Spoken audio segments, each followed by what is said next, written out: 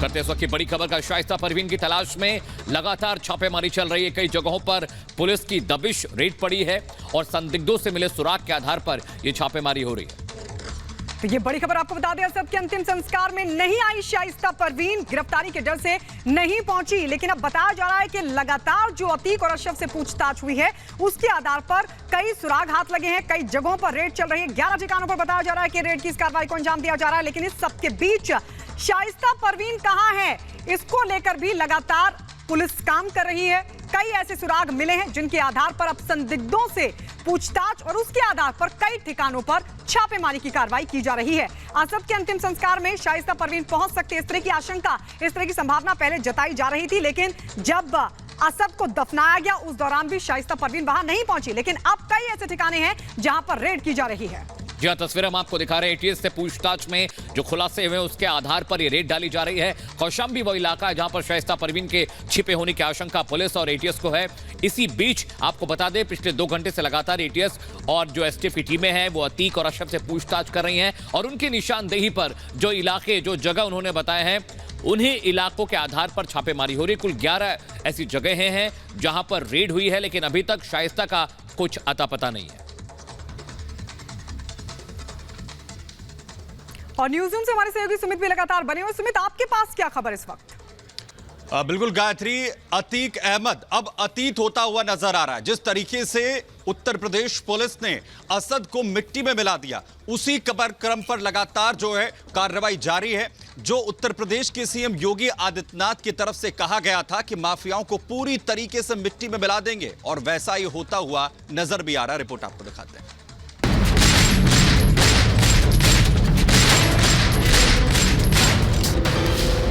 योगी ने जो संकल्प लिया पूरा किया। किसी माफिया ने जरूरत की तो उसका इलाज भी सरकार के पास है। डॉन पर बाबा का करारा प्रहार। किसी को कानून के इतर कार्य करने की इजाजत कतई नहीं दी जाएगी, और यह सरकार का संकल्प है, और सरकार अपने जीरो टॉलरेंस की इस नीति के तहत आगे भी पूरी प्रतिबद्धता के साथ कार्य करेगी। दशकों पुरानी दहशत ध्वस्त। दंगाइयों का इलाज सरकार कानून सम्मत कार्रवाई करके करती है।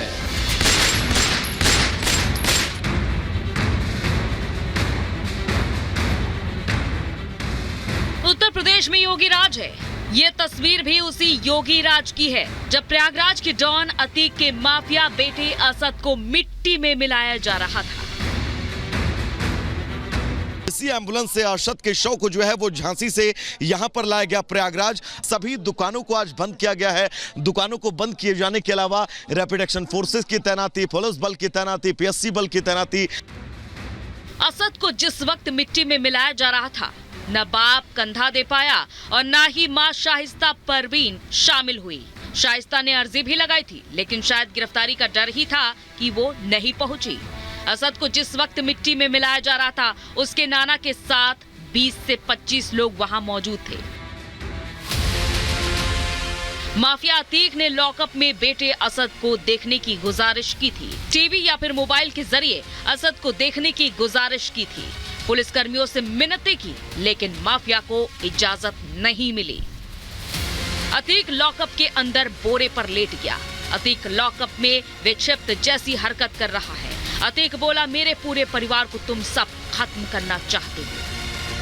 कोर्ट में अर्जी लगाई गई थी, चूंकि कोर्ट के समय से पहले ही जो सुपुर्द के खाक कर दिया गया सबको, इसलिए वो इन्फेक्शन हो गई है और कोई ऐसी भी अर्जी लग नहीं पाई। उद्योगपतियों को धमकी भेजते थे, व्यापारियों का अपहरण करते थे, और आज उनकी सब सिट्टी पिट्टी गुम है।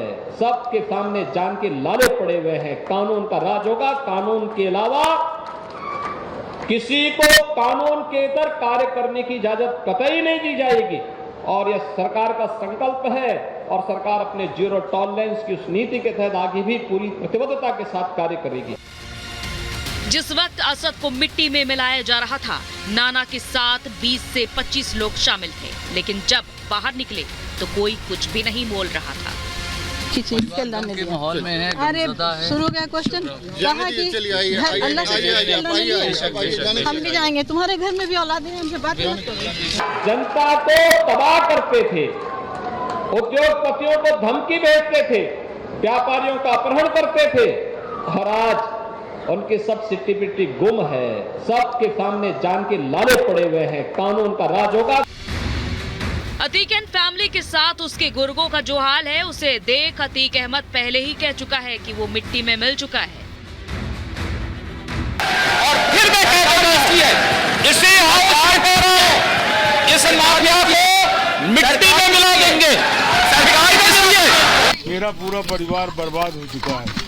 सरकार ने कहा मट्टी में मिला देंगे, तो मट्टी में तो मिल गए, अब मट्टी में मिलने के बाद रगड़े जा रहे हैं। सीधा कहा जाए तो अतीक अहमद अब अतीत होता जा रहा है। इसकी शुरुआत अतीक के बेटे असद अहमद को मिट्टी में मिलाने के साथ हो चुकी है। Bureau report, Republic Bharat.